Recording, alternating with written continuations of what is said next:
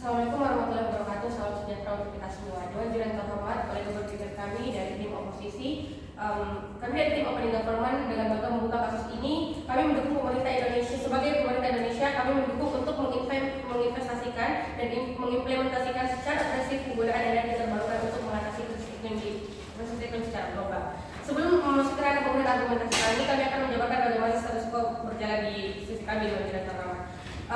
Kita tahu bersama bahwa saat ini krisis iklim global itu semakin parah di Dewan Juri yang terhormat. Kita tahu bahwa semua negara sudah berkomitmen untuk mengatasi krisis iklim global. Namun sampai detik sekarang hingga detik ini masih belum ada titik terang dalam mengatasi krisis iklim global Dewan Juri yang terhormat. Secara prinsipal, Indonesia tergabung dalam upaya untuk mengentaskan krisis iklim global Dewan Juri yang terhormat. Misalnya Indonesia sudah menandatangani Paris Agreement pada tahun 2015, atau misalnya keikutsertaan Indonesia pada pertemuan tentang mengatasi isu-isu lingkungan tiap tahun diselenggarakan Dewan Juri yang terhormat. Ini menjadi beban tersendiri bagi Indonesia untuk mengatasi krisis iklim di Indonesia dan terkhusus dan kepada global Dewan Juri yang terhormat.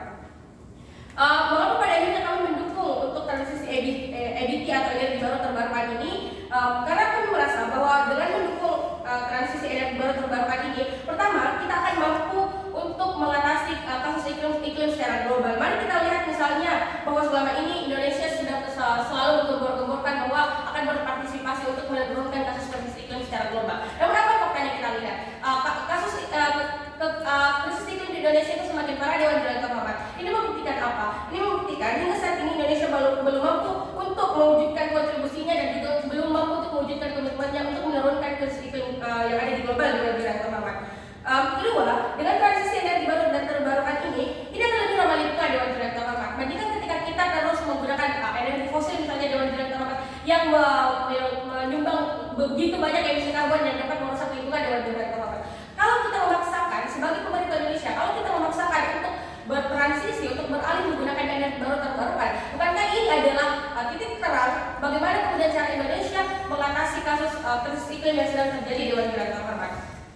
Kami akan menjelaskan kenapa pada akhirnya tindakan agresif ini justru akan bagus dan tidak apa-apa untuk kita dukung Dewan Juri yang terhormat. Pertama, kita harus membuka mata bahwa selama ini kita selalu mendukung pemerintah global untuk menurunkan krisis iklim yang ada di dunia Dewan Juri yang terhormat. Namun kita melihat bahwa saat ini Indonesia belum mampu memberikan kontribusi yang lebih besar lagi. Misalnya Indonesia hanya membuat peraturan, tapi regulasi itu tidak diterapkan Dewan Juri yang terhormat. Atau misalnya Indonesia punya rencana-rencana, tapi kemudian rencana itu tidak dijalankan dan tidak diberlakukan dan tidak diimplementasikan dengan baik Dewan Juri yang terhormat. Itulah mengapa tindakan agresif dibutuhkan agar pemerintah Indonesia lebih bersungguh-sungguh dan lebih fokus untuk menurunkan krisis iklim secara global Dewan Juri yang terhormat. Kemudian kedua, kalau kita melihat sumber daya yang dimiliki Indonesia, kita adalah negara yang sangat kaya akan sumber daya Dewan Juri yang terhormat. Kita adalah negara yang sangat kaya terhadap sumber daya alam, sehingga tidak ada alasan untuk menolak transisi energi baru terbarukan ini Dewan Juri yang terhormat. Karena pertama, kita punya komitmen dan kedua kita punya sumber daya. Sehingga yang harus digalakkan adalah tindakan agresif pemerintah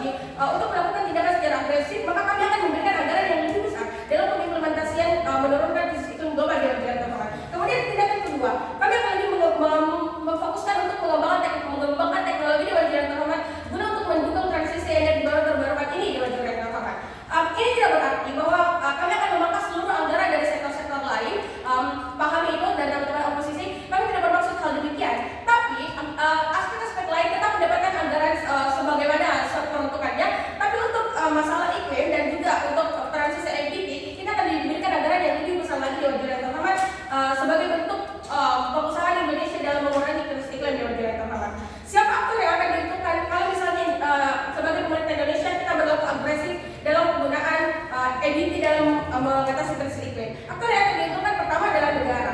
Karena kalau kita berhasil untuk menurunkan krisis iklim di negara kita dan ini akan menyumbangkan penurunan angka krisis iklim di secara global, maka otomatis kita akan mendapatkan citra yang baik di mata internasional Dewan Jurnal yang terhormat. Dunia internasional akan memandang Indonesia sebagai negara yang berkomitmen dan mampu untuk menyelesaikan misi yang sudah mereka janjikan Dewan Jurnal yang terhormat. Yang aktor kedua yang akan diuntungkan adalah pemerintah itu sendiri. Karena pemerintah sudah berhasil menjalankan programnya, otomatis akan ada insentif-insentif yang diberikan kepada pemerintah. Aktor ketiga yang diuntungkan dan sangat fundamental adalah masyarakat itu sendiri. Kalau kita beralih untuk menggunakan energi baru terbarukan, maka yang paling diuntungkan di sini adalah masyarakat. Karena pertama, lingkungan yang kita hilangkan itu akan lebih segar. Kemudian kedua, masyarakat akan diuntungkan karena dengan menggunakan energi baru terbarukan ini sebenarnya akan lebih menghemat biaya di sisi masyarakat dengan biaya yang terhormat. Kalau misalnya itu oposisi menolak proposal kami, maka kami akan melihat skenario terburuk yang mungkin akan terjadi. Kalau kemudian tim oposisi nanti akan datang bahwa tindakan agresif ini tidak akan optimal misalnya, mereka harus menyadari bahwa tindakan ini adalah sesuatu yang jangka panjang atau long term Dewan Jurnal terhormat. Ini tidak akan berhasil 1, 2, 3 sampai 5 tahun saja Dewan Jurnal terhormat. Kami menyadari bahwa mungkin program ini di awal akan sedikit mengalami kesusahan, kesulitan untuk penyesuaian dan lain sebagainya. Tapi karena ini adalah program jangka panjang, kami sangat optimis bahwa Indonesia mampu untuk menyesuaikan diri dan juga mampu untuk memaksimalkan program ini. Kemudian Dewan Jurnal terhormat, kalau mereka menolak proposal kami dengan mengatakan bahwa program ini akan sia-sia pada akhirnya karena tidak akan mampu menurunkan krisis iklim secara masif misalnya Dewan Jurnal terhormat. Mereka harus menyadari walaupun pada akhirnya program ini akan tidak maksimal di skenario terburuk Dewan Jurnal terhormat, tapi paling tidak kita sudah mampu untuk menurunkan angka krisis iklim yang ada di global Dewan Jurnal terhormat, sehingga tidak ada lagi alasan bagi tim oposisi untuk menolak proposal yang kami berikan. Sekali lagi kami dari tim Opening Government menyatakan bahwa kami sebagai pemerintah Indonesia mendukung untuk secara agresif mentransisikan kepada energi baru terbarukan bangga menjadi tim pemerintah. Terima kasih. Selanjutnya saya mengundang pembicara pertama dari tim Opening Opposition.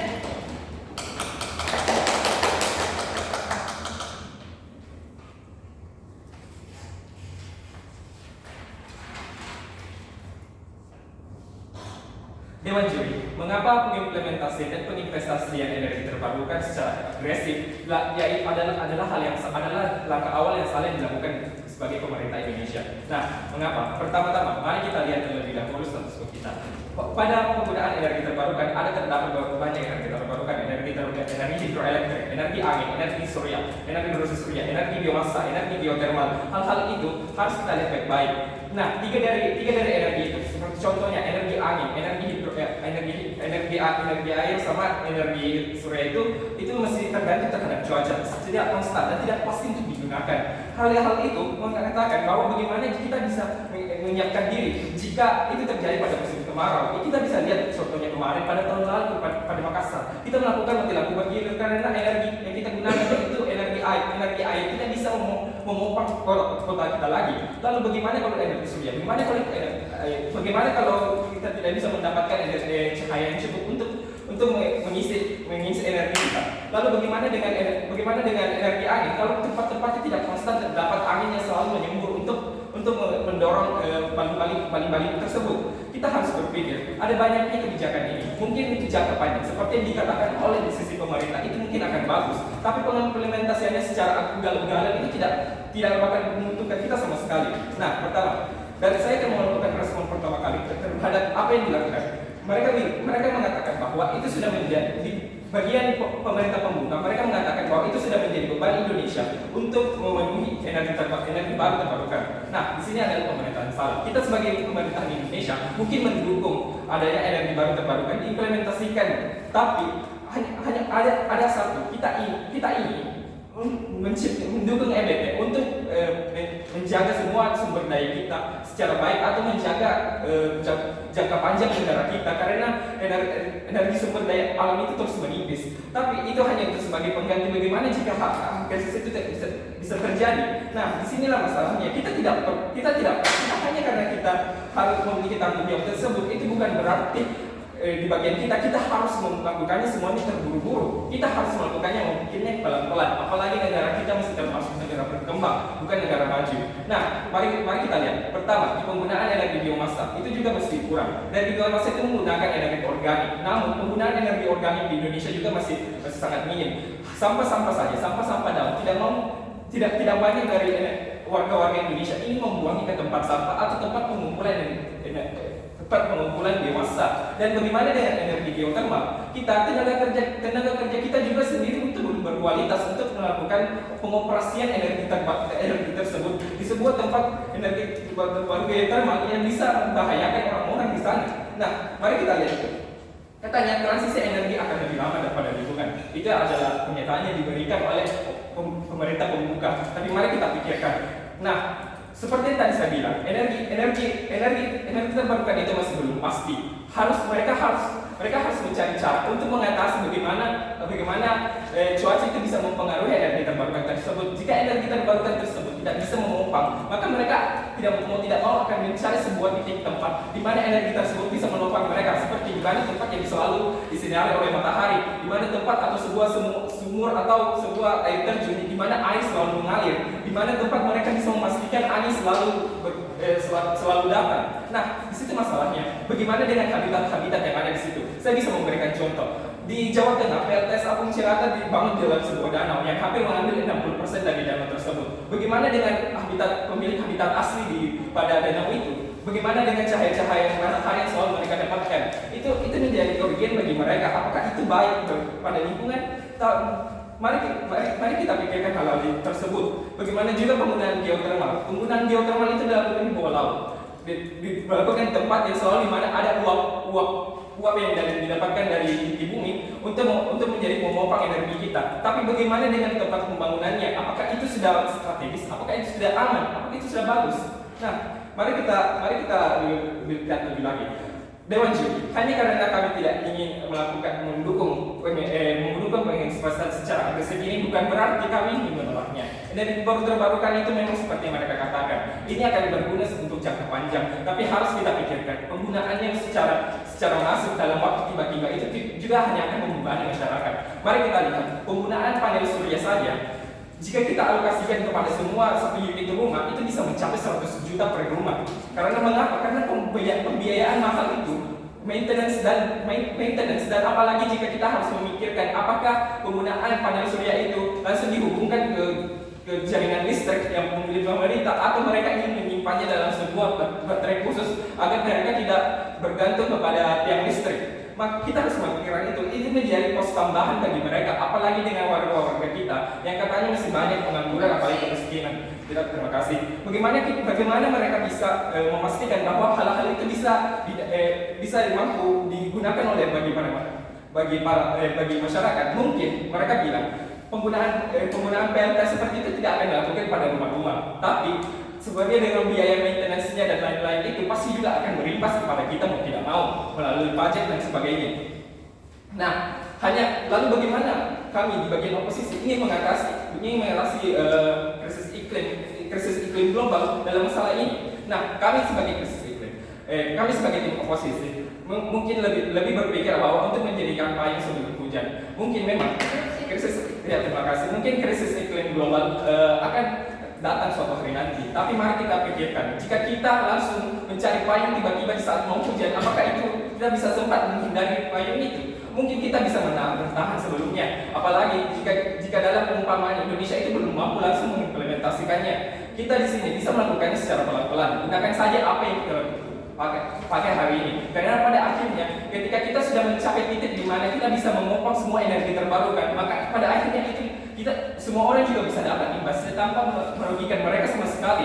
Kita bisa mendukungnya pertama-tama seperti mungkin di kota-kota besar seperti Jakarta. Jika mereka mampu, maka itu juga akan membantu Jakarta untuk mengurangi polusi. Tapi tidak bisa langsung diaplikasikan kepada semua. Kita tidak bisa langsung menginvestasikan fokus kita semua terlebih dahulu. Kita harus melihat apakah tempatnya, apakah pembangunannya, energi terbarukan itu, generatornya, apakah itu sudah strategis. Bagaimana dengan orang-orang yang akan ada di situ? Maka dari itu, Dewan Juri, kami dari tim oposisi sangat mendukung untuk menolak hal emosi.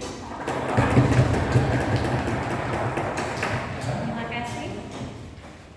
Selanjutnya saya mengundang second speaker dari opening government untuk pembicara kedua. Silakan membawakan pidatonya.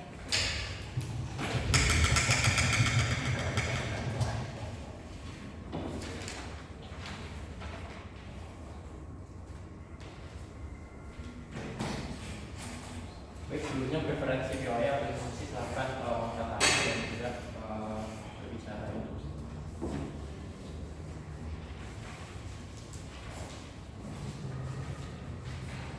Baik, perdebatan akan saya mulai dalam 3, 2, 1. Dewan juri, sadarilah bahwasanya Indonesia merupakan salah satu negara yang kaya akan sumber daya alam, sehingga tentunya perlu adanya pemanfaatan yang cukup luas dari dunia terhormat. Salah satu yang program yang telah kami tawarkan di dunia terhormat adalah merupakan agresivitas untuk investasi serta implementasi adanya energi terbarukan untuk dijadikan sebagai salah satu penopang untuk bisa mengatasi krisis iklim global di dunia terhormat. Dan sinilah kami akan membuka perdebatan kita kali ini. Assalamualaikum warahmatullahi wabarakatuh.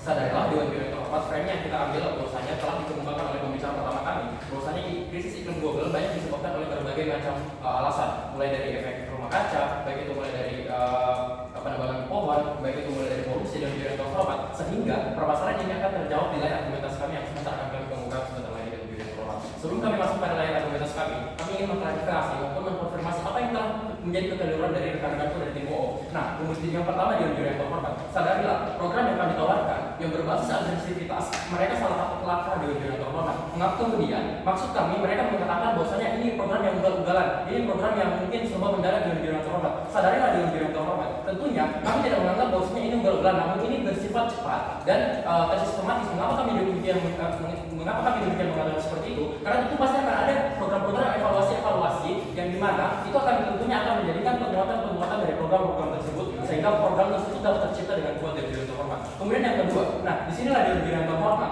mereka mempermasalahkan tentang anggaran yang telah kami tawarkan, baik itu mulai dari implementasinya dan bentuk APBN yang telah disebutkan oleh pembicara pertama kami. Nah, sadarilah di Juri terhormat sudah ada mekanisasi anggaran yang telah kami jelaskan tadi di sebelumnya dan mereka sama sekali tidak mendengarkan anggaran itu.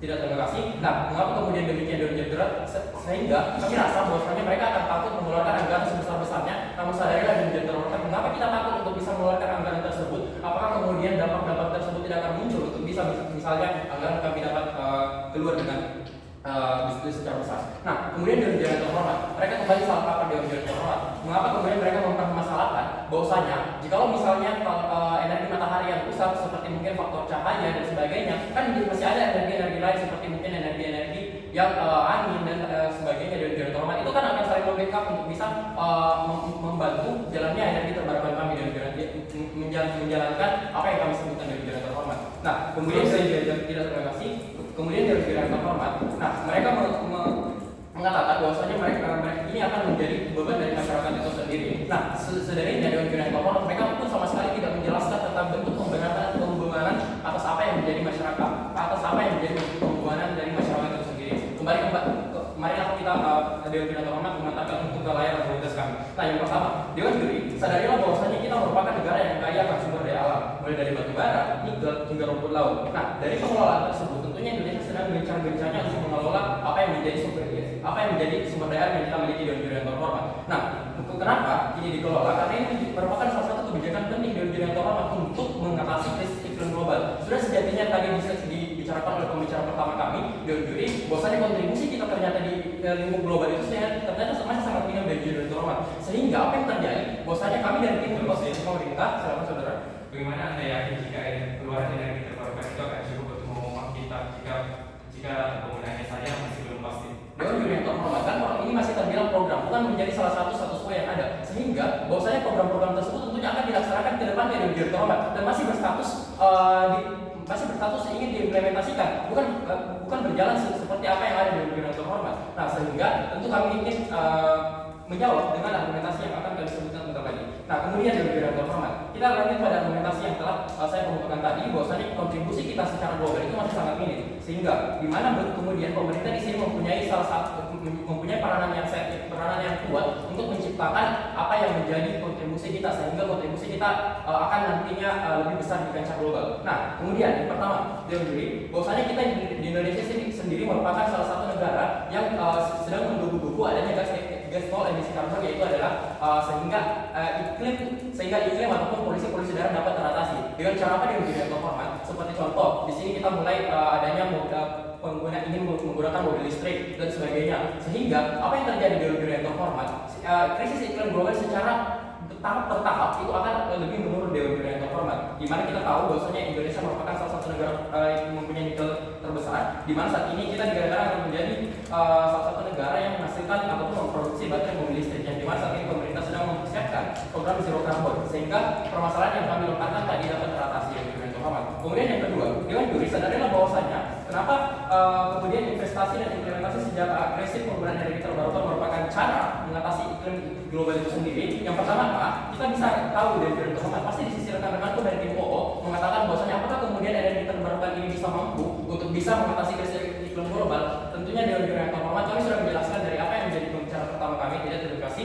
Yang pertama adalah kita tentunya bisa datang dengan inovasi energi terbarukan itu sendiri, sehingga ini mampu menjadi salah satu alat untuk mengatasi sedikit demi sedikit permasalahan yang ada. Nah, kemudian Dewan Terhormat dengan adanya inovasi tersebut ini akan mampu memberikan agresivitas untuk mengatasi permasalahan yang ada. Nah, kemudian selanjutnya Indonesia memiliki peranan yang kuat untuk mengatasi krisis iklim global. Sadarilah bahwasanya kita tergabung dengan negara-negara besar, sehingga namun kontribusi kita sangatlah kecil yang telah disebutkan oleh pembicara pertama kami. Nah, sehingga apa yang menjadi landasan kami dari Dewan Terhormat, sehingga tindakan agresivitas, investasi hingga implementasi energi terbarukan salah satu cara yang kuat, seperti contoh mungkin pembentukan regulasi yang kuat, dan kemudian yang telah menjelaskan tadi oleh saya, yaitu adalah mencatat inovasi teknologi itu sendiri. Nah, apa yang menjadi kemudian dampak dari ini semua dari Dewan Terhormat? Sejatinya, bahwasanya ini akan memberikan dampak sendiri bagi negara, masyarakat, hingga pemerintah Dewan Terhormat. Karena ini bisa mampu terkelola dengan baik,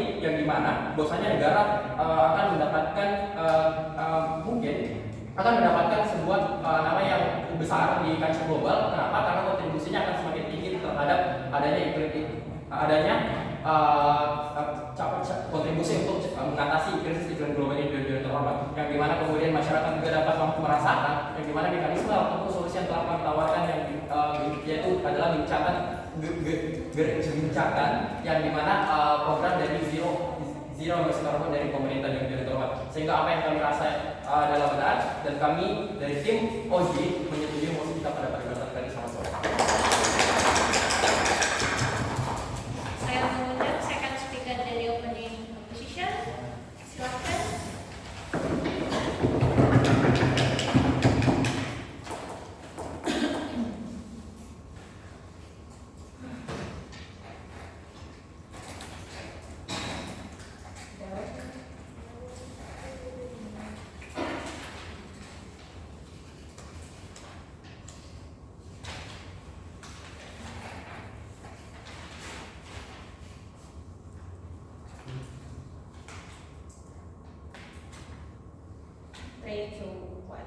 Membuat list panjang tentang manfaat dari energi terbarukan tidak cukup untuk membuat tim pemerintah menang. Ya, benar kita dalam krisis iklim, namun solusi yang tidak diperhitungkan dengan baik hanya akan memperparah kondisi iklim kita. Mosi ini baik jika diterapkan dengan kesiapan yang matang, perhitungan yang baik dan optimal dalam pemanfaatan energi. Kami rasa di sisi kami energi terbarukan masih possible direncanakan secara jangka panjang tanpa perlu investasi secara agresif. Tidak ada penjelasan clear mengapa kita harus memburu-buru urgensitas mereka dipertanyakan.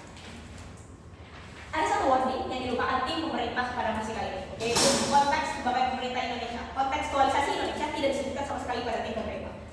Maka tim OO dengan senang hati membawakannya pada perjalanan kali ini. Kita merupakan developing countries, negara yang berkembang. Apa ciri-ciri dari developing country? Kita tidak memiliki banyak funding, dana dari kita terbatas, ada banyak prioritas yang lebih penting yang membutuhkan dana tersebut. Yang kedua, secara human resource teknologi kita tidak punya teknologi yang begitu advance, maka dari itu butuh banyak sekali dana untuk kemudian cater untuk interest ini. Investasi pada sektor yang tidak pasti merupakan suatu bentuk kelalaian pemerintah, dan ini secara prinsip sudah salah. Dewan Jurnal Keuangan. Beban pembuktian tim pemerintah adalah bagaimana kalian bisa yakin bahwa energi terbarukan merupakan hal yang paling efektif dan bisa dicapai dalam jangka waktu yang singkat. Perencanaan yang matang. Approach kami sebagai tim opening oposisi yaitu kami akan stick pada status quo di mana alokasi dana dalam penanganan krisis iklim dilakukan secara proporsional sesuai dengan kebutuhan tanpa ada trade off apapun. Maka karena kami yakin krisis iklim adalah masalah yang sangat-sangat kompleks, maka kami percaya bahwa penanganannya juga butuh different type of approach atau langkah-langkah yang sangat variatif untuk mengatasi permasalahan yang begitu kompleks. Yang pertama, misalnya pembuatan regulasi pada industri atau produksi, atau yang kedua, advokasi masyarakat atau penyediaan fasilitas ramah lingkungan. Yang ketiga, penelitian dan persiapan tentang energi terbarukan itu sendiri, atau edukasi pada masyarakat untuk transisi energi juga membutuhkan biaya yang sangat besarnya. Olehnya, dana harus dalam bentuk yang proporsional, teralokasikan secara tepat dengan kebutuhannya sendiri, tidak berat pada satu langkah saja atau satu approach saja, karena dengan dana yang tidak banyak, artinya ketika kita memilih satu approach saja, kita akan mengorbankan yang lain. Tidak seperti ideal case yang dibawakan oleh tim pemerintah. Tapi ketahuilah, langkah-langkah saling berkaitan. Tapi ketahuilah bahwa langkah-langkah yang saya sebutkan tadi merupakan langkah-langkah yang saling berkaitan, efeknya dengan satu sama lain. Dan optimalnya langkah-langkah tersebut hanya bisa dilakukan ketika semuanya tercapai, maka proporsionalitas adalah poin utama pada krisis iklim. Pada skenario terbaik pun, kasus mereka tidak akan efektif dalam menangani krisis iklim. Kenapa? Karena at best, bahkan jika mereka berhasil menggunakan energi terbarukan, tapi di sisi mereka dana edukasi menjadi sesuatu yang di trade off dan dipotong, orang-orang juga tidak akan tahu menggunakan energi terbarukan tersebut, dan orang-orang juga tidak akan mendapatkan the same level of knowledge. So what's the point, right? Apa yang kurang dari state government adalah picturisasi konteks Indonesia itu sendiri. Maka secara konteks kami membuktikan bahwa tim kami lebih baik. Nah, poin penting lainnya adalah transisi energi tidak sesimpel apa yang mereka katakan. Itu akan makan banyak sekali trial dan error untuk membuktikan bahwa energi terbarukan bisa dimanfaatkan oleh masyarakat itu sendiri. Maka akan banyak trial dan error yang dilakukan yang sangat time consuming dan sangat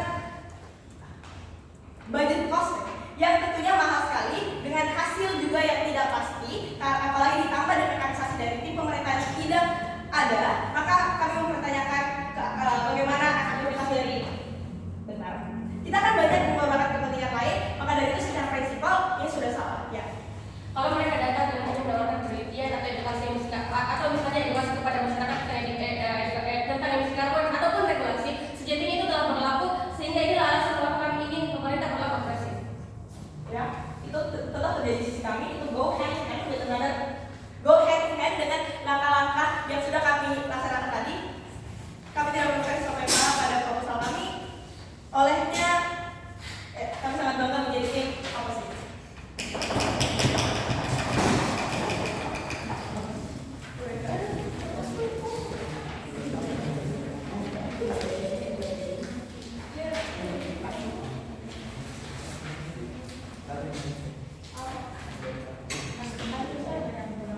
Oke, teman-teman, ingat kembali kita di KDF ya. Oke, silahkan saya undang dari tim selanjutnya dari government penutup untuk pembicara pertama. Saya persilakan.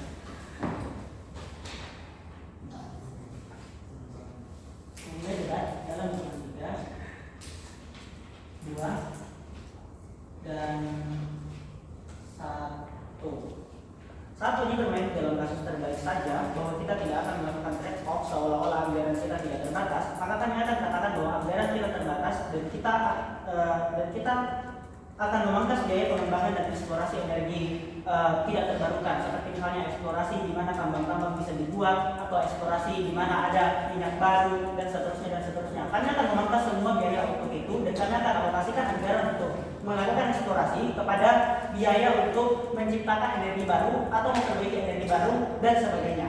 Kedua, OJI juga harus stand dengan mengatakan bahwa proses akan lambat. Kalau seurgent itu, ya berarti kita harus cepat, dan itulah yang akan kami jelaskan di CG, itulah yang akan kami menangkan di CG, sehingga CG posisinya akan jauh lebih tinggi daripada OJI.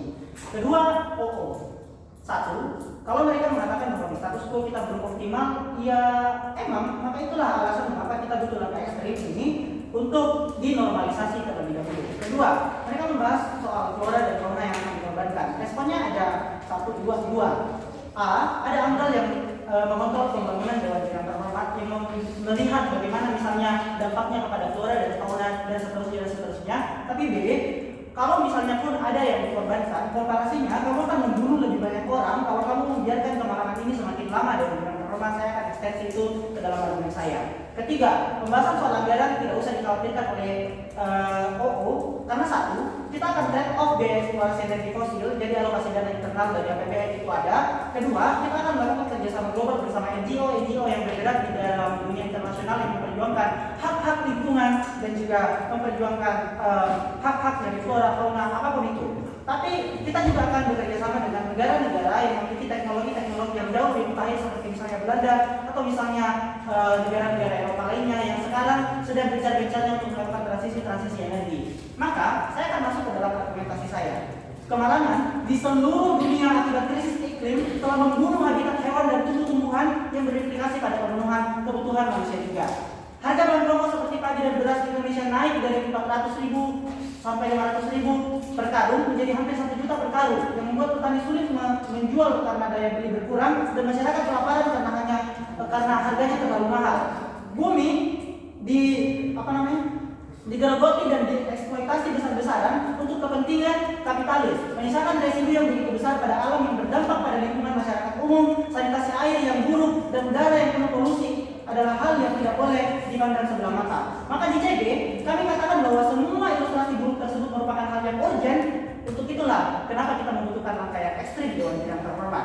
Maka kita butuh apa? Perubahan. Investasi secara agresif adalah hal yang memanifestasikan hal tersebut. Tapi argumen saya adalah mengapa kita akan berhasil. Mari kita masuk kepada karakterisasi Indonesia. A, kerusakan di bumi Indonesia sangat masif dan harus segera diselesaikan.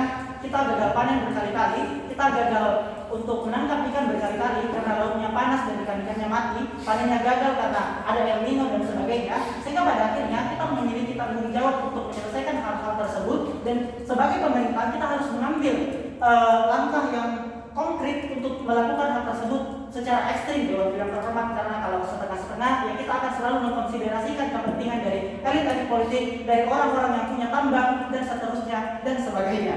B, dalam konteks keterbatasan waktu, maka langkah masif adalah hal yang dapat dijustifikasi karena makin lama masalahnya diperbaiki maka makin besar impact dari kerugian yang akan diterima, sehingga penyelesaian masalahnya akan jauh lebih sulit, jauh lebih memakan biaya.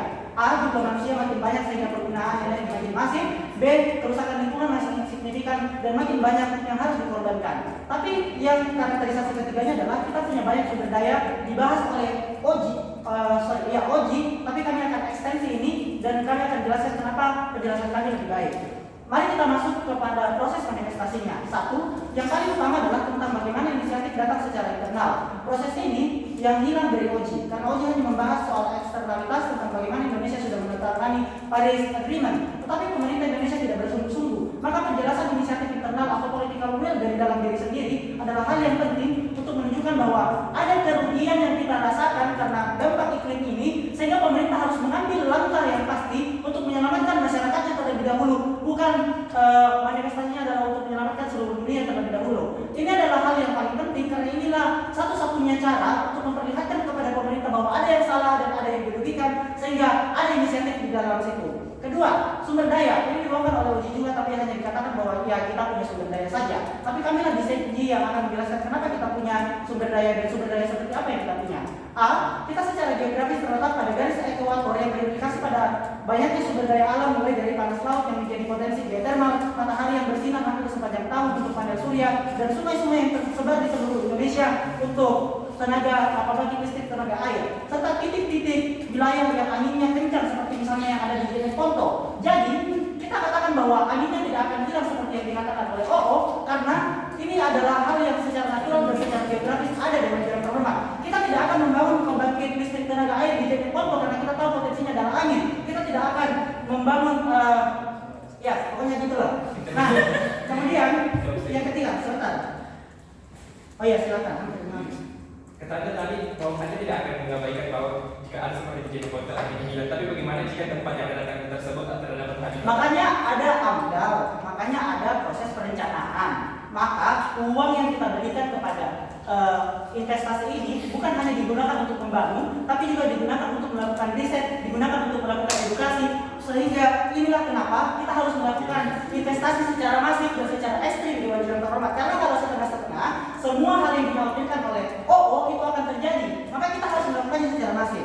Argumen saya yang ketiga adalah riset dan pengembangan akan sangat masif karena dibandiri oleh anggaran pemerintah dan NGO. Artinya akan hadir inovasi penghematan biaya teknologi yang akan ada dan akan ada efisiensi produksi energi. Percepatan pengembangan teknologi ini penting untuk menjatuhkan OO yang membahas bahwa energinya bakal mahal. Justru kalau investasinya sedikit-sedikit malah akan lebih mahal karena risetnya mahal. Kalau kita memberikan dana yang lebih besar, maka pembuatan teknologinya akan jauh lebih murah karena kita bisa membeli dengan harga yang grosir harga yang lebih murah dengan jangka waktu membeli komponen-komponen dan juga peralatan-peralatan dari misalnya negara-negara lain dan sebagainya.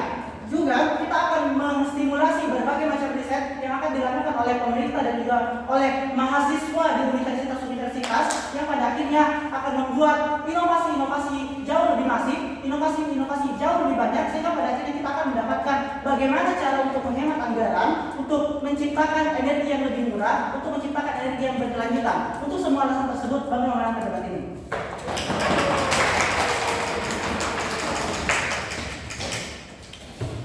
Baiklah, saya mengundang pembicara pertama dari penutup oposisi. Silakan.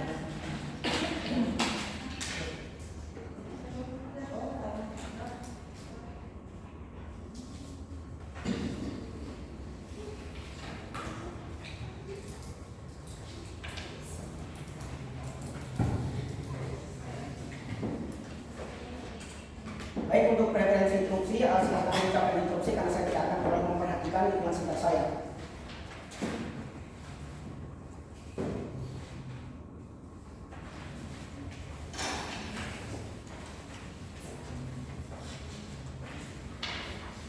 Perdebatan akan saya mulai dalam 3, 2, dan 1. Dewan Juri yang terhormat, kita telah memperlihatkan atau kita telah melihat bagaimana rekan-rekan berpikir kami, baik itu daripada tim oposisi maupun tim government, itu memperlihatkan bahwasanya apa yang kemudian mereka ingin kontribusikan terhadap bagaimana Indonesia itu terlibat untuk menyelesaikan krisis iklim secara global. Nah, tetapi kami ingin sedikit menyinggung terlebih dahulu Dewan Juri yang terhormat terkait dengan apa yang kemudian mereka sampaikan. Tim OJI itu datang dengan menyampaikan bahwasanya Indonesia itu memerlukan sebuah perubahan secara ekstrim untuk menghasilkan yang namanya pembangkit energi-energi yang kemudian terbarukan. Tapi mereka tidak menjelaskan secara rinci terkait dengan anggaran-anggaran tersebut. Mereka menyatakan bahwa anggaran itu tidak dipotong. Dewan Juri yang terhormat, anggaran bidang lain itu tidak dipotong. Tetapi mereka tidak menjelaskan bagaimana cara mereka memperoleh dana-dana yang kemudian lain. Kemudian begitu pula daripada tim CG, mereka telah menjelaskan bahwasanya dana-dana tersebut itu bisa diperoleh dengan melakukan istilahnya itu melakukan kerjasama dengan beberapa perusahaan multinasional ataupun perusahaan-perusahaan yang ingin merubah atau memperbaiki lingkungan tersebut. Tetapi mereka tidak memahami Dewan Juri yang terhormat bahwasanya apa yang kemudian diusahakan tersebut itu perubahan seperti itu tidak akan mungkin dengan mudah terjadi. Kalau kita misalkan contohnya sekarang status quo IKN itu merupakan proyek yang sangat besar Dewan Juri yang terhormat. Dia diharapkan masuk itu istilahnya perusahaan-perusahaan multinasional untuk berinvestasi. Tetapi apa yang terjadi? IKN tersebut itu tidak datang perusahaan-perusahaan nasional internasional tersebut itu untuk berinvestasi di IKN tersebut, sehingga apa yang kemudian mereka sampaikan itu tidak memiliki kredibilitas Dewan Juri yang terhormat. Kami akan mulai memasuki argumentasi inti kami. Kita tahu bahwasanya Indonesia itu merupakan paru-paru dunia. Kita itu adalah hutan tropis. Kita memiliki hutan tropis. Sehingga ketika kita ingin berdampak aktif dalam istilahnya itu perubahan iklim yang baik di dunia, tentu saja ada yang namanya kompetensi kita, yaitu hutan tropis kita, tanpa harus melakukan istilahnya perubahan yang secara ekstrim itu yang menggunakan banyak sekali dana untuk menghasilkan istilahnya pembangkit energi yang menggunakan dana terbarukan. Karena kita bahas di sini Dewan Juri yang terhormat, terima kasih Dewan Juri yang terhormat. Kita saudara-saudara kami itu telah menyinggung daripada tim oposisi telah menyinggung terkait dengan dana kita itu sangat-sangat terbatas Dewan Juri yang terhormat. Kita ingin menjelaskan secara lebih lengkap di sini Dewan Juri yang terhormat. Kita harus pahami bahwasanya energi-energi terbarukan seperti energi biomasa, energi geotermal itu memang implementasinya sudah ada di dunia, tetapi harganya itu sangat-sangat amat mahal. Bayangkan Indonesia itu dengan istilahnya itu keterbatasan dananya itu mau menggunakan energi geotermal tersebut, energi biomasa tersebut, itu hanyalah tindakan bunuh diri yang tidak akan berdampak baik langsung kepada masyarakatnya. Nah, kemudian kami akan memasuki juga argumentasi kami terkait dengan masyarakat tersebut itu ketika terjadi perubahan iklim secara global dan diusahakan secara agresif oleh pemerintahan untuk istilahnya itu menghasilkan energi-energi untuk menghasilkan energi-energi yang terbarukan tersebut, maka apa yang terjadi? Dewan Juri yang terhormat, masyarakat lokal itu tidak akan merasakan dampaknya secara langsung. Kenapa bisa demikian Dewan Juri yang terhormat? Karena apa? Karena masyarakat lokal kita itu masih secara masif menggunakan sumber-sumber daya alam yang tak terbarukan, sehingga ketika digantikan menjadi sumber daya alam yang kemudian terbarukan, mereka tidak akan merasakan dampak-dampak positif secara langsung di dalam mereka. Dia akan merasakan dampak-dampak jangka panjang saja Dewan Juri yang terhormat. Kemudian dana yang kemudian akan digelontorkan itu sangat besar sesuai dengan apa yang telah kami singgung sebelumnya. Kemudian potensi sumber daya alam yang terbarukan itu masih sangat melimpah. Indonesia itu adalah negara yang memiliki sumber daya alam yang sangat tinggi, termasuk dalam hal ini sudah disampaikan oleh rekan kami baik dari OO maupun baik dari OJI. Tetapi mereka tidak menjelaskan secara spesifik Dewan Juri yang terhormat bahwasanya potensi SDA tersebut itu bukan cuma di SDA terkait dengan energi terbarukan itu saja, tetapi sumber daya energi tak terbarukan itu juga bisa menjadi salah satu opsional untuk bagaimana caranya memaslahatkan masyarakat seperti apa yang kemudian kita permasalahan saat ini. Tidak, terima kasih. Indonesia itu masih memiliki potensi juga untuk terlibat dalam pengatasan krisis global tanpa harus melakukan yang namanya perubahan-perubahan secara intensif terkait dengan sumber daya yang kemudian dapat diperbarui. Nah, cara-cara tersebut itu misalkan melakukan reboisasi hutan gitu. Seperti yang kita ketahui bahwasanya Indonesia itu adalah hutan tropis. Indonesia itu adalah negara yang menjadi paru-paru daripada dunia tersebut. Cara Indonesia berkontribusi tanpa harus melakukan atau tanpa harus mengambil hak-hak daripada masyarakatnya terkait dengan dana, misalkan hak pendidikan dia, hak terkait dengan wilayah-wilayah yang masih 3T tersebut yang masih belum terpenuhi, maka Indonesia itu bisa melakukan regulasi-regulasi baru seperti tidak melarang pembabakan hutan liar dan juga misalkan hutan-hutan yang telah beralih fungsi menjadi hutan industri itu kembali diperbaiki seperti apa yang telah diusahakan oleh pemerintahan kita saat ini pada misalkan pembangunan IKN itu sendiri dan sejenisnya. Kemudian edukasi masif yang dilakukan oleh pemerintahan kita. Kita tahu Dewan Juri yang terhormat, edukasi masif itu artinya kita bisa memasukkan edukasi-edukasi terkait dengan kesehatan ataupun lingkungan ini, perbaikan lingkungan ini di dalam bidang-bidang pendidikan secara formal, sehingga masyarakat ataupun anak-anak kita itu bisa memahami terkait dengan bagaimana caranya agar energi-energi ataupun agar iklim-iklim tersebut itu dapat diperbaiki tanpa mereka harus benar-benar mengambil hak daripada masyarakat kecil-kecil itu sendiri. Nah, kemudian pembangunan kota ramah lingkungan. Nah, kita telah menyinggung IKN sebelumnya. Nah, pembangunan kota ramah lingkungan ini, kalau misalkan tadi tim government itu akan menyinggungnya terkait dengan pembangunan ini itu akan memberikan dana yang besar, tapi kita harus melihat Dewan Juri yang terhormat, pembangunan kota ramah lingkungan seperti IKN dan juga pengembangan kota-kota seperti mungkin apa yang telah disampaikan oleh cawapres pada debatnya, itu tentu adalah satu hal yang kemudian istilahnya memiliki dampak langsung positif langsung kepada masyarakat, tidak seperti yang dijanjikan oleh terima kasih Dewan Juri, tidak seperti yang dijanjikan oleh rekan berpikir kami dari tim oposisi. Kemudian dana yang kemudian masih sangat banyak untuk digelontorkan, kami telah menyinggung semua hal tersebut, dan juga energi geotermal dan juga biomasa itu sangat besar harganya yang perlu kita luangkan untuk menyelesaikan masalah-masalah tersebut. Lagi pula Dewan Juri yang terhormat, transisi energi ini dapat dilakukan dan dimulai daripada hal-hal yang sangat dasar Dewan Juri yang terhormat. Misalkan hal-hal yang kemudian masih masyarakat tersebut itu masih menggunakan kendaraan-kendaraan yang kemudian berbasis pada energi-energi tak terbarukan. Nah, tentu dengan melihat kondisi perekonomian Indonesia, kondisi perekonomian PDB per kapita daripada masyarakat kita akan amat sangat sulit Dewan Juri yang terhormat untuk mereka melakukan perubahan-perubahan mendasar tersebut. Di sini sempat Oji itu juga menyinggung menyinggung terkait dengan permasalahan bahwasanya kita yang kemudian ada di Indonesia tersebut itu permasalahan iklimnya bukan cuma berasal daripada energi-energi yang tak terbarukan, tapi berasal daripada hal-hal lain. Akankah lebih baik kita untuk memperbaiki bidang-bidang lain tersebut yang istilahnya menggunakan dana yang lebih kecil untuk berkontribusi pada perubahan iklim dunia, ataupun tidak sama sekali menggunakan atau secara agresif mengambil hak-hak daripada masyarakat kita untuk memperoleh dana-dana yang kemudian secara aktif mereka benar-benar butuhkan. Ya, kami bangga untuk menjadi oposisi.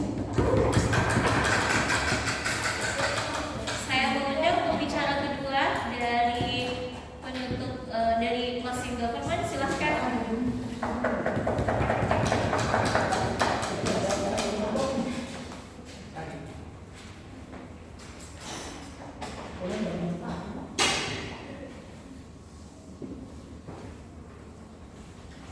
Baik, kita langsung mulai dalam 3, 2, dan 1. Dewan Juri dan Komisi Terhormat sebagai pemerintah Indonesia diwajibkan menginvestasikan dan mengimplementasikan secara agresif penggunaan energi terbarukan untuk mengatasi krisis iklim dan global. Perlu kita ketahui bersama ada dua poin penting yang harus kita tekankan di sini, bahwa penggunaan energi terbarukan itu mengutamakan dua hal. Kita mencegah adanya stagnansi. Yang saya maksud stagnansi di sini adalah ketetapan kita, kestabilan kita, bahkan seperti kemunduran kita dalam penggunaan energi terbarukan. Ketika kita tidak melakukan pemanfaatan dalam energi terbarukan, pemerintah Indonesia dan negara Indonesia sendiri akan terjadi krisis iklim dan lain sebagainya. Yang itu mengakibatkan adanya stagnansi, kita tidak berprogres. Poin kedua, pemanfaatan energi terbarukan harus berstandar pada produktivitas. Hal ini kita kedepankan bahwa diharapkan mampu menyelesaikan tantangan global yang ada seperti krisis iklim dan lain sebagainya. Nah, dua poin ini yang menjadi dasar pemikiran kita pada kenapa energi terbarukan itu lebih efektif dimasifkan di negara Indonesia, karena adanya stagnansi ketika kita tidak melakukan, dan yang kedua karena adanya produktivitas ketika kita melakukan secara masif dengan agresif. Kemudian poin selanjutnya, sebagai pemerintah upaya untuk menyelesaikan masalah dalam status quo ini haruslah kita bersifat eksklusif dengan jumlah terhormat. Jadi bisa kita memberikan contoh-contoh yang bersifat sederhana dan sebagainya. Akan kita solusi-solusi dan tawaran argumentasi yang sudah disampaikan oleh rekan saya sudah mewakili tawaran eksklusif yang saya maksud di sini. Dengan penggunaan energi terbarukan juga kita dapat menyelesaikan masalah sementara dan yang berakibat selamanya dalam jumlah terhormat. Selanjutnya, konsep energi terbarukan itu tidak membutuhkan kos yang banyak dalam jumlah terhormat. Kos yang saya maksud di sini, kita tidak membutuhkan modal yang banyak untuk pemanfaatannya. Kita tidak membutuhkan, kita tidak harus membeli suatu energi untuk menjadikan energi yang lainnya. Kita cuma kita hanya memanfaatkan energi yang sudah ada, yang seperti angin dan lain sebagainya. Justru dengan pemanfaatan energi seperti itu, kita lebih efektif dalam pengelolaannya ke depannya. Selanjutnya, itu sebagai prinsipal. Selanjutnya secara praktikal. Nah, karena prospek ke depannya itu baik. Nah, penggunaan energi terbarukan secara masif yang masih di Indonesia itu prospek ke depannya baik. Mengapa demikian? Karena pertama, Indonesia bisa melakukan investasi yang sudah ditekankan pada WOSI dengan investor dalam negeri maupun luar negeri maupun pihak swasta lain dengan diharapkan dapat dilakukan adanya pemanfaatan sumber daya manusia, terutama bagi generasi muda seperti sudah disampaikan oleh tim Oji tadi. Nah, yang saya mau highlight dari eksekusi ini kita di sini berbeda, bahwa generasi muda ini diharapkan kita manfaatkan sebagai pihak yang sebagai betul andil dalam perencanaan kedepannya, baik dari proses perencanaan dan eksekusinya ke depannya. Selanjutnya, pemerintah itu mau tidak mau harus berkolaborasi. Nah, berkolaborasi yang saya maksud di sini, pemerintah ditekankan secara tidak langsung harus berkolaborasi dengan pihak-pihak tertentu, yang ini berimplikasi baik dengan adanya terjadi diferensiasi ekosistem yang baru terlaksanakan di Indonesia. Dan selanjutnya ada demand. Nah, yang saya maksud di sini adalah demand yang tinggi dari industri terhadap energi yang terbarukan, yang menunjukkan adanya efektivitas yang tinggi. Efektivitas yang tinggi ini sudah kita dapat proyeksi ke depannya, dan akibatnya akibat negatif dari penggunaan energi yang tak terbarukan itu akan berkurang. Nah, selanjutnya, rekan saya telah menyampaikan tadi bahwa ada alokasi anggaran yang perlu penggunaan energi tak terbarukan. Nah, ketika kita mengalokasikan anggaran kita untuk penggunaan atau pemanfaatan energi terbarukan dengan memotong kos-kos atau pemanfaatan biaya yang tidak diperlukan untuk pemanfaatan energi tak terbarukan, itu solusi yang paling efektif menurut saya. Selanjutnya, harus kita masifkan. Pembicara saya telah mengatakan bahwa hal ini harus dimasifkan. Bukan berarti kita menyampaikan adanya konsep tersebut, tapi tidak ada pelaksanaan tingkat lanjutnya. Hal ini juga untuk menunjukkan adanya kecil probabilitas krisis iklim semakin parah yang terjadi di Indonesia, terutama dalam lingkungan global. Selanjutnya, adanya penggunaan energi terbarukan ini juga mengasas dari dua prinsip, yaitu ada prinsip preventif dan prinsip kuratif. Nah, prinsip preventif itu bagaimana cara kita mencegah masalah krisis iklim itu terjadi, bukan cuma bagaimana cara kita menyelesaikan krisis iklim itu dalam terjadi. Selanjutnya ada pihak-pihak seperti Greenpeace ID dan lain sebagainya, itu sebagai pihak-pihak yang bersifat forum oposisi mengenai masalah-masalah global yang sudah terjadi di Indonesia. Hal ini sepertinya kami tetap harapkan bahwa tetap ada, bahwa walaupun penggunaan energi terbarukan itu sudah terjalankan dan terusnya di status quo Indonesia, akan tetapi pihak-pihak oposisi seperti ini digunakan sebagai pihak yang mengevaluasi kinerja kami. Selanjutnya, dari sebagai respon untuk OO, yang pertama, tadi mengatakan bahwa ini tergantung cuaca ya. Menurut saya ya tergantung cuaca, karena itu nih dampaknya dari penggunaan energi tak terbarukan, jadi cuaca tidak menentu dan lain sebagainya. Jadi saya juga kalau misalnya ada terkait mengatakan bahwa kalau musim kemarau tidak ada matahari, ya bisa pakai air. Kalau musim hujan ya bisa pakai matahari dan lain sebagainya. Hal itu bisa sikluskan secara berlanjut. Selanjutnya, juga tadi menyampaikan dan membantah argumentasi atau tawaran proposal yang kami berikan tanpa memberikan solusi-solusi yang bersifat spesifik terhadap mekanisme atau proposal mereka. Mereka hanya menyampaikan bahwa kita harus mengurangi penggunaan energi terbarukan tersebut tidak secara agresif, tapi tidak menyebutkan kenapa, apakah ada cara lain untuk pengganti dari energi terbarukan tersebut. Poin kedua, juga menyampaikan bahwa adanya krisis iklim. Nah, ini krisis iklim justru merupakan langkah variatif yang dimulai dari produksi energi terbarukan dulu. Jadi mana mungkin kita bisa mencapai target-target selanjutnya, bagaimana cara kita untuk melaksanakan program-program selanjutnya yang lebih visioner lagi, tanpa kita jangan melakukan produksi dengan energi terbarukan dulu yang dimana didasarkan dengan kondisi saat yang ada pada status quo sekarang. Selanjutnya dari sisi Anda tadi menyinggung bahwa masalah Ukraina, ya, ini benar. Soal investasi itu merupakan satu hal yang pasti. Akan tetapi tergantung dari kita bagaimana cara kita, apakah kita sebagai pihak apakah mau menerima, apakah tidak dengan standarisasi yang sudah ada, yang kita sudah terapkan. Selanjutnya, Anda tadi menyinggung masalah masyarakat lokal yang sangat kurang terdampak dengan efektivitas atau masifnya penggunaan energi terbarukan. Selanjutnya, kami menyadari bahwa hanya masyarakat lokal kurang mengeksekusi energi terbarukan tersebut. Akan tetapi dampaknya, ini dampak saya langsung di sini, bagaimana ketika kita menggunakan energi terbarukan dengan masyarakat kota menggunakan energi terbarukan, dampaknya itu akan keseluruhan yang mendapatkan dampaknya. Bukan berarti orang tidak melakukan dan tidak mendapatkan dampaknya. Mungkin hal-hal seperti itu harus kita tetap tekankan pada masalah masyarakat lokal tersebut. Poin terakhir, akan tetapi dengan adanya hal-hal yang mereka rasakan tersebut, kita berbicara masalah krisis iklim ini. Jadi hal-hal yang kita dan kau rasakan atau saya rasakan ini bukan berarti setekan kembali kau menggunakan sesuatu energi terbarukan, belum tentu saya juga lakukan, saya gunakan. Akan tetapi ketika kau menggunakan energi terbarukan, saya juga dapat merasakan manfaatnya. Baik, pembicara terakhir kita dari pembicara kedua dari tim oposisi untuk closing opposition.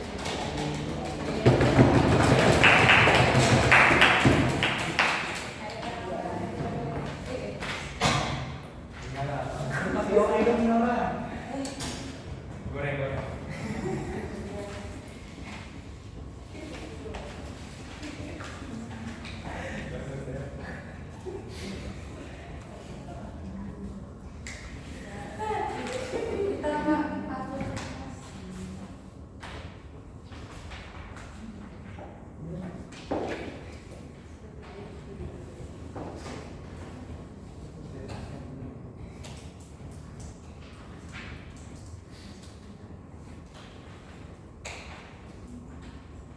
Pidato akan saya mulai dalam 3, 2, 1. Cepat bukan berarti tepat, oleh karena itu kami menolak adanya proses agresivitas oleh Indonesia untuk mengembangkan adanya energi terbarukan di status quo.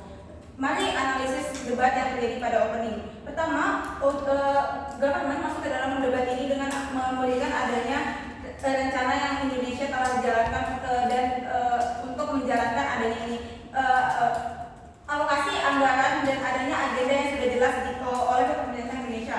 Namun kami percaya bentuk transisi yang mereka jelaskan itu akan sangat berat walaupun ada komitmen dari pemerintah dan society itu sendiri yang terhormat. Mengapa demikian? Pertama, karena keinginan pemerintah dan masyarakat itu sendiri sudah rendah dari awalnya untuk menginvestasikan uangnya ataupun membayar pajak untuk adanya pengembangan energi terbarukan ini. Karena sedari awal demografi Indonesia itu berbeda, tiap daerah memiliki permasalahannya masing-masing. Di IKN seperti itu, di Kalimantan seperti itu misalnya, banyak masyarakat ada yang kehilangan rumahnya karena adanya pembukaan lahan untuk proses adanya pembuatan pabrik-pabrik pembuatan biosolar itu seperti itu misalnya. Namun yang kedua, mereka juga memberikan gambaran tidak akan adanya pemotongan anggaran ataupun peningkatan pajak. Namun ini adalah salah satu argumen yang bermasalah dari mereka karena pertama dari awal hutang Indonesia itu sudah banyak, jadi mereka tidak bisa Indonesia dari awal tidak bisa mengutang untuk mendapatkan anggaran yang lebih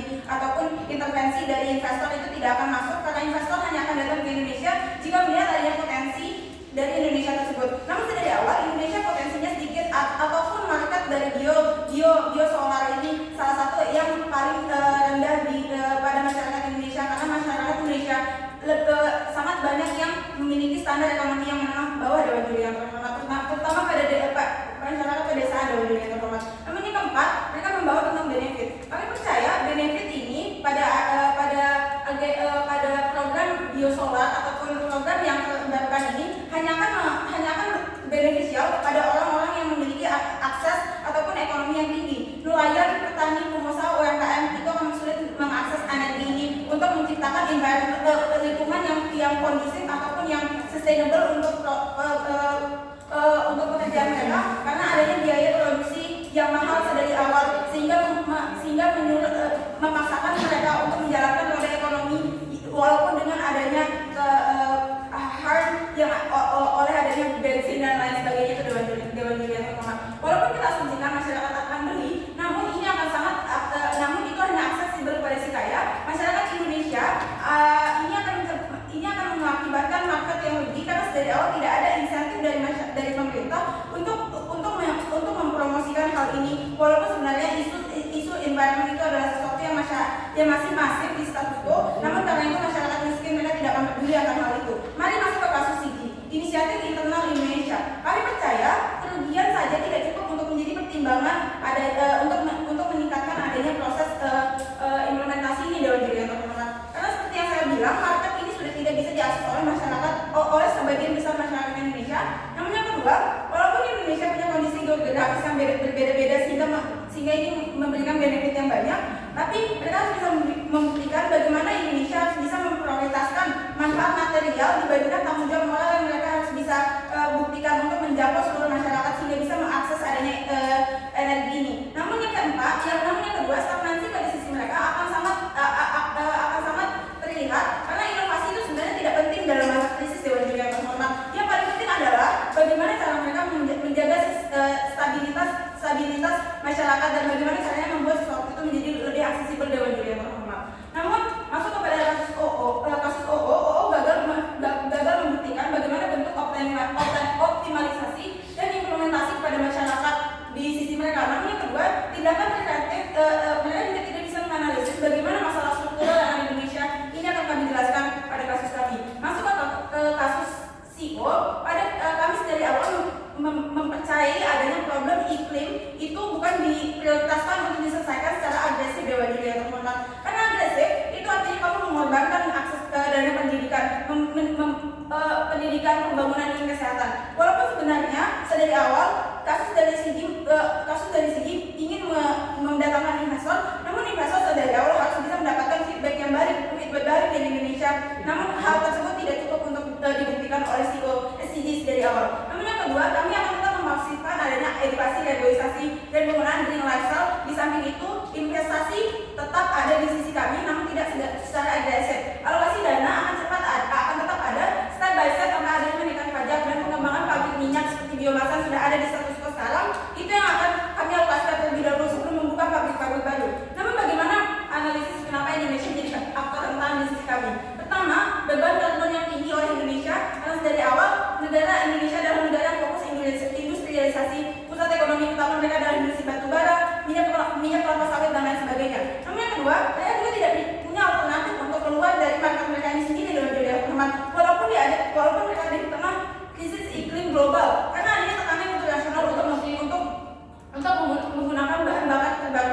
yang dimana ini sangat tidak ada marketnya di Indonesia. Namun yang kedua, prerequisite dari investasi agresif, pertama, menaikkan pajak masyarakat. Ini adalah salah satu beban yang harus dibuktikan oleh tim government. Bagaimana cara mereka menaikkan BBM sedikit saja, masyarakat akan sengsara dengan yang terhormat.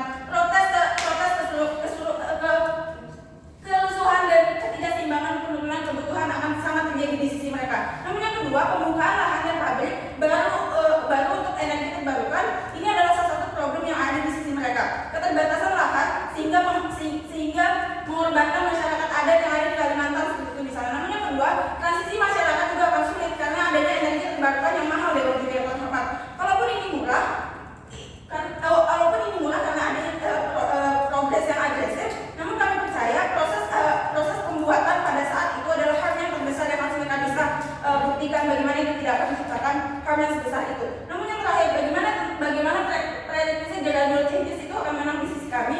Pertama, kami telah menyejahterakan masyarakat dan mengedukasi masyarakat dari awal. Walaupun sebenarnya ini sudah di status quo, sebenarnya ini adalah salah satu cara yang paling aksesibel untuk masyarakat. Karena tanpa adanya pengembangan, karena walaupun kita menginvestasi banyak, namun masyarakat tidak mengakses itu tidak akan menciptakan hasil apapun. Kita akan tetap menggunakan edukasi untuk eco-friendly, mengajak semua NGO yang ada di sosial media sehingga membuktikan kasus kami lebih baik. Manifestasi